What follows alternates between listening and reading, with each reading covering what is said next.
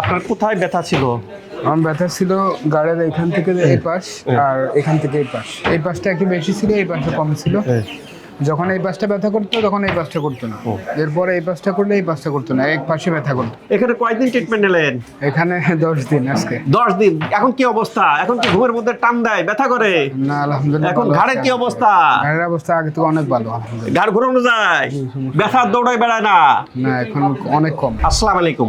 শশী হাসপাতালের একটা বড় বৈশিষ্ট্য হলো এখানে ট্রিটমেন্ট নিয়ে যারা কোর্স কমপ্লিট করতেছেন ভালো হয়ে যাচ্ছেন। ভালো হয়ে যাওয়ার পরে তাদের আত্মীয় স্বজন বন্ধু বান্ধব রিফার করতেছেন শশীতে।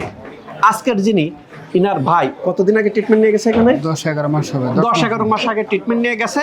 ট্রিটমেন্ট নিয়ে ভালো হয়েছে, এবার ওনার ব্যথা ওনাকে পাঠিয়েছে।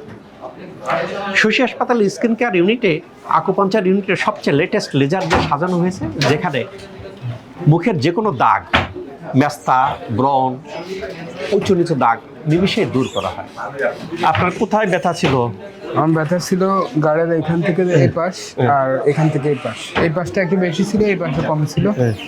যখন এই পাশটা ব্যথা করতো তখন এই পাশটা করতো না, এরপরে এই পাশটা করলে এই পাশটা করতো না, এক পাশে ব্যথা করতো বেশি। অর্থাৎ ব্যথা দৌড়ায় বেড়ায়, একবার ব্যথা এই পাশে, একবার ব্যথা ওই পাশে, একবার ওই পাশে, একবার এই পাশে, ব্যথা দৌড়ানো বেড়ানো। আর হাঁটুতে কি ছিল? শুধু হাঁটুর নিচের অংশে, আপনার এই পিছনের অংশটা এমনি সমস্যা ছিল না হাঁটা চলায়, কিন্তু ঘুমের মধ্যে ব্যথা করতো।